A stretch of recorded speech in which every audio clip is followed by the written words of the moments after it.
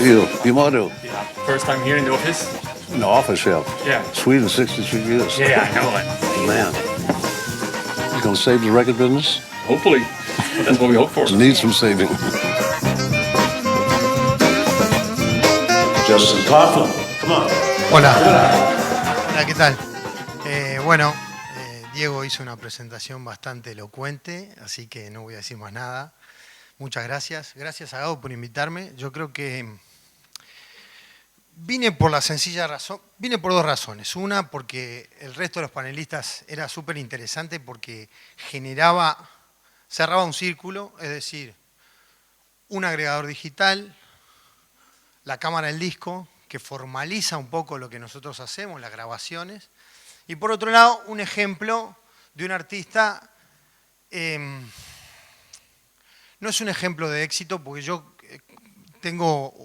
es muy relativo eso, sí es un artista que ha hecho un desarrollo bastante interesante saliendo de un país tan difícil o de un mercado tan difícil como el uruguayo.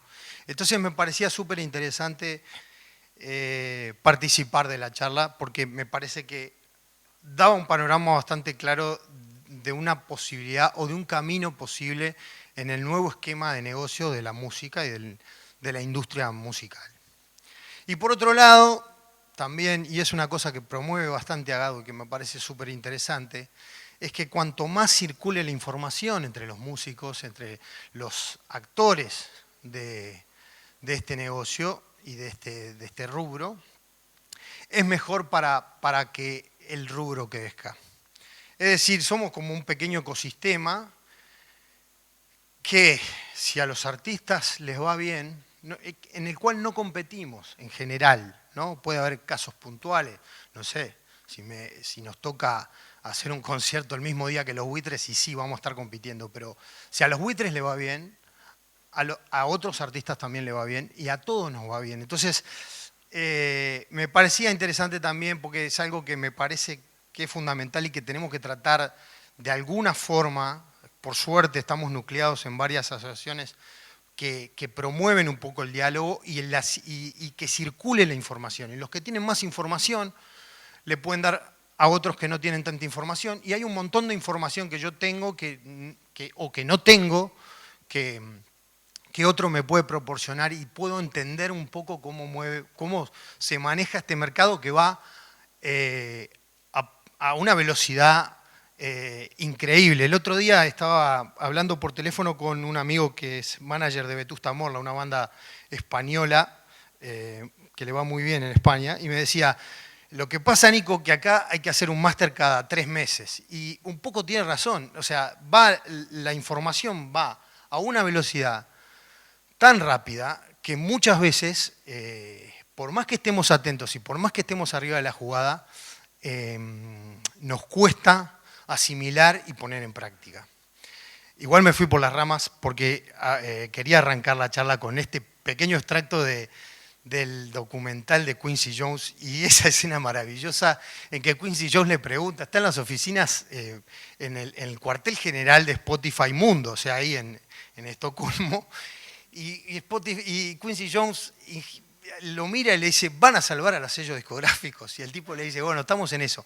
Nosotros ya sabemos el final de la respuesta, que es, efectivamente, salvaron el negocio discográfico. Las plataformas digitales salvaron el negocio discográfico.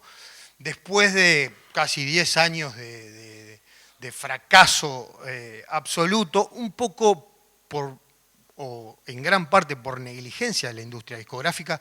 Hay un libro que si lo quieren leer está buenísimo, que se llama ¿Cómo dejamos de pagar por la música?, que explica claramente cómo la Asociación del Disco Norteamericana le da la espalda al MP3 y por primera vez en la historia de la industria discográfica, valga la redundancia, no acompasa los adelantos tecnológicos, es decir, desde que Edison inventó el primer reproductor musical, allá en 1870, la industria discográfica ha ido avanzando conforme a los inventos que le servían como para desarrollar la industria. Es decir, bueno, era un tambor de cera, después un tambor de metal, después los discos de 78 RPM, después los de 45, después el cassette, el CD, y hasta ahí. Le dieron la espalda a Napster, le dieron la espalda a MP3 y empezó la debacle. Por suerte, llegaron las plataformas digitales y cambiaron un poco la historia. Pero no solo cambiaron la historia para las compañías discográficas, también abrieron una puerta y una posibilidad, y ahí me apoyo bastante en lo que decía Martín recién, el CD y lo que decía también Mariano, o sea, el CD sigue existiendo, existen otras vías, las compañías discográficas siguen existiendo, pero también se abrió una brecha muy interesante para artistas independientes que tienen cosas para decir y que no encuentran ya en el viejo formato de compañías discográficas un lugar. Entonces, ahí es donde se abre esta puerta, que desde mi punto de vista es una puerta maravillosa. Para que quede un poco claro, lo que voy a tratar de hacer es explicar un poco cómo ha sido el ejemplo de No Te Va a Gustar, o cómo hemos hecho con No Te Va a Gustar para meternos de manera activa en este nuevo mundo de manera 100% independiente. Nosotros, en teoría, siempre fuimos independientes, es decir, desde cierto punto de vista también, porque hay muchos puntos de vista para verlo, pero uno de los puntos de vista de la independencia es ser dueño de sus másters. Es decir, nosotros grabamos los discos, o prácticamente el 80% o el 90% de los discos son nuestros, porque nosotros invertíamos en nuestras propias grabaciones y los másters eran nuestros. Después lo que hacíamos era licenciar a determinados sellos discográficos para que distribuyeran el disco, fabricaran y distribuyeran el disco. Así nos movíamos hasta hace algunos años, hasta el año pasado. Acá trabajamos con Bizarro, que lo seguimos haciendo. En Argentina y el mundo trabajábamos con Pop Art, distribuidos por Sony. Esto fue hasta en el año pasado, en septiembre, se vencía el contrato con Pop Art. Eran dos contratos diferentes. Estaba el de Bizarro para Uruguay y el otro para el resto del mundo. Se vencía el contrato con Pop Art. Nosotros habíamos tenido una excelente relación con el sello, hicimos un montón de cosas juntas, el embrión del desarrollo en el exterior con No Te Va a Gustar. No Te Va a Gustar es un artista que ha tocado en más de 22 países. Ahora tenemos un desarrollo sostenido en la región, es decir, de México para abajo tenemos un desarrollo sostenido, donde los principales pilares son México, Colombia, Chile, Paraguay y por supuesto Argentina, y Uruguay, ¿no? Obviamente, pero Argentina es como uno de los pilares en donde nosotros nos apoyamos para tratar de saltar a la región.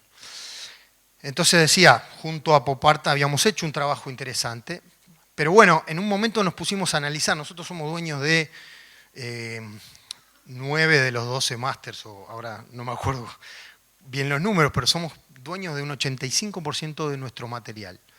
¿Qué pasa si nosotros mismos formamos un sello? Perdón, vuelvo para atrás un segundo. Nuestros discos, los discos que nosotros grabábamos y que nosotros producíamos, como productores fonográficos, tuvimos la astucia de, desde el primer momento que empezamos a producir, hablar con la cámara del disco. Y tenemos todos los ISRC de la cámara del disco. Entonces todos nuestros discos están ordenados, todos nuestros discos tienen su cédula de identidad al día, digamos, ¿no? Cosa que no es menor, por eso me parecía importante lo de esta charla, porque que esté la cámara del disco acá y que abra las puertas y que no sea un núcleo cerrado, que muchas veces, mira, yo pensaba eso hasta hace muy poco, que era un núcleo cerrado de señores con habano y trajes italianos que se juntaban en un ático en la Ciudad Vieja. Por suerte no son así, y es una asociación abierta en la que les puede dar la primera herramienta para ingresar en el mundo digital, que es la identificación de cada canción. Con eso, una canción y un arte de tapa ya pueden estar sonando en el mundo. Después depende, obviamente, de un montón de estrategias. No lo quiero hacer parecer fácil porque no es fácil, pero sí es posible. O sea, lo hicieron posible. Antes, para que te escuchara un japonés, tenías que hacer un montón de trámites y un montón de cosas y no llegabas a determinada audiencia. Ahora con un clic y un montón de ideas llegás a un montón de gente que no te esperás. Y realmente tenés manera de hacerle el seguimiento online a través de las herramientas digitales y obviamente del buen uso de tus redes, ¿no? Obviamente hay como brechas generacionales. Yo tengo 45 años y a mí hay un montón de cosas que también me cuestan, por eso me apoyo en gente más joven, ¿no? Obviamente, pero hay artistas o hay generaciones de artistas que están trabajando las redes sociales en conjunto con las plataformas digitales de manera sorprendente. O sea que la música muchas veces entra por lugares los menos pensados. La radio, si bien en muchos países todavía sigue teniendo una influencia muy grande como gestora de opinión, hay otro montón de cosas que hacen explotar artistas. O sea, era impensado que una aplicación que se dedicaba a las fotos sea una de las principales plataformas de lanzamiento de artistas. Instagram, con el hip hop, con el trap. Es sorprendente cómo se trabaja en conjunto con eso y cómo crecen los artistas y la manera, obviamente, que tenemos para entender ese crecimiento o la medida que se está utilizando en general para entender ese crecimiento son los oyentes mensuales en Spotify, ¿no? O sea, si bien yo decía hoy, no es fácil porque parece fácil y todo, pero después hay que generar las audiencias y hay que generar las estrategias para que esa gente escuche nuestras canciones y la competencia en el mundo globalizado es grande porque salen canciones todo el tiempo. Estamos mucho más cerca, sobre todo para un país como Uruguay, con un mercado tan chico y con una riqueza musical increíble, o sea, y con la variedad de música que hay en este país. Entonces, cualquier artista, por más pequeño que entienda que es un mercado, tiene un mercado gigante porque en un clic salta al mundo. Y después, bueno, depende del mismo, ¿no? Entonces, volviendo un poco al ejemplo, no te va a gustar. Nosotros tomamos la decisión, contra muchos pronósticos, porque me acuerdo de estar en una cola de un banco con un amigo y aparte trabaja en una multinacional en Argentina y le cuento lo que íbamos a hacer y me acuerdo hasta el día de hoy la cara de pálido que puso. Me dijo, ¿estás seguro? Y así me pasó con un montón de gente. Pero bueno, por suerte la banda estaba convencida, el artista estaba convencido y tomamos esa decisión de ir para adelante. Empezamos me junté con Martín Livicic y con Juan Núñez, que es otra de las personas que trabaja en CD Baby, y llegamos a la conclusión de que era la mejor opción. Sobre todo porque CD Baby tiene como un espíritu, que fue lo que más me entusiasmó a mí. Digo, hay un montón de otros agregadores, pero a mí lo que más me entusiasmó de CD Baby es que tenían ese espíritu guerrillero que ya traían de eso que mostró él hoy temprano, que es esa bodega de distribuir discos de artistas independientes y de confiar en el talento más que en una campaña de marketing. Entonces, desde ese punto dijimos, bueno, vamos, nosotros ya teníamos relación con la cámara del disco y ahí nos lanzamos a la aventura, que en realidad se trataba de distribuir y no perder mi mayor miedo, que me tuvo varios meses preocupado, mi mayor miedo era perder lo que habíamos construido con un montón de esfuerzo. Pues realmente, si bien yo entiendo que no te va a gustar todavía para transformarse en un artista regional 100%, todavía le quedan muchos caminos por recorrer, habíamos generado una base en ciertos países que yo no tenía ganas de perder, o sea, que no podía en realidad darme el lujo de perder. Entonces, nosotros teníamos igual una buena herramienta en caja. O sea, en vez de tener, justo cuadraba también, porque nosotros, en vez de tener un disco nuevo, 100%, teníamos esta versión del acústico, después iba a ser con MTV, después MTV se cayó, por suerte, y terminó siendo un proyecto independiente. Entonces, a mí eso me daba un poco más de tranquilidad porque yo sabía que esas canciones ya estaban probadas en versiones que seguramente iban a ser muy fuertes para la audiencia. Entonces, teníamos como un caballo de batalla fuerte. Entonces, nada, nos tiramos a la piscina, y empezamos a pensar como sello discográfico, pero sin tratar de convertirnos en sello discográfico. Hay una cosa que es muy importante, porque cuando vos tomás desde mi punto de vista, esto no quiere decir que sea la verdad, es lo que yo creo.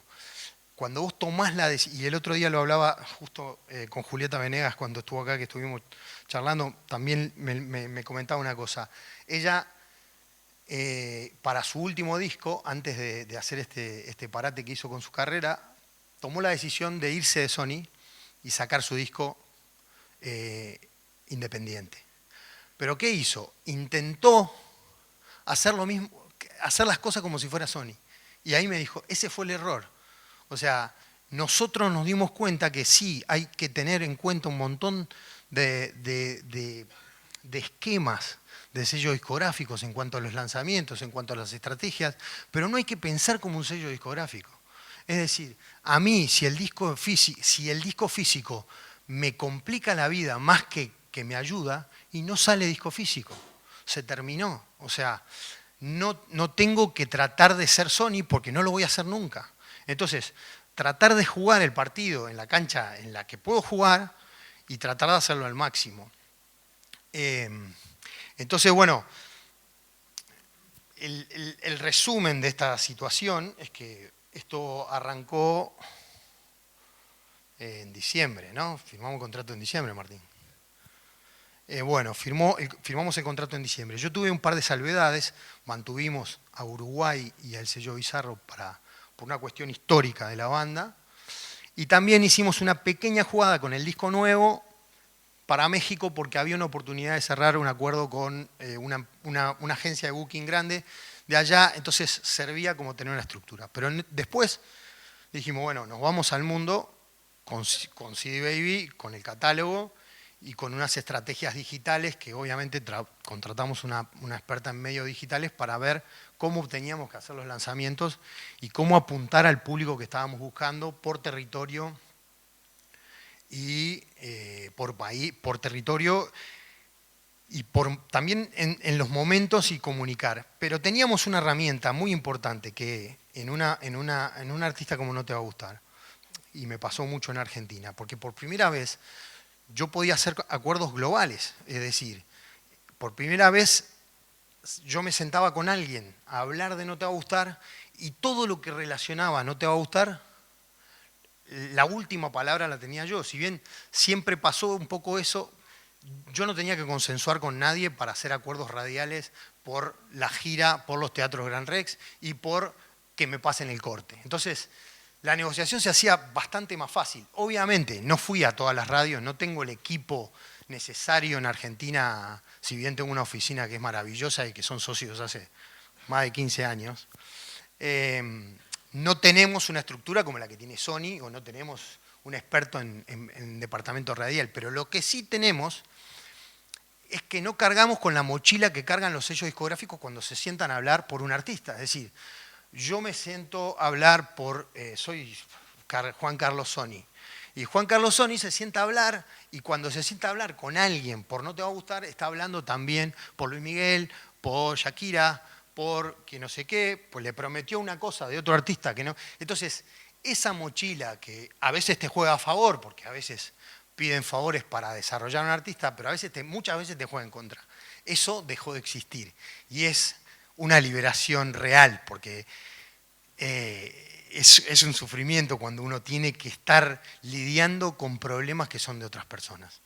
Obviamente que se triplicó el trabajo, obviamente que se triplicó el estrés, obviamente que se triplicó la incertidumbre o o esa sensación de estar peleando con una espada mucho más chica, pero lo que sí ganamos es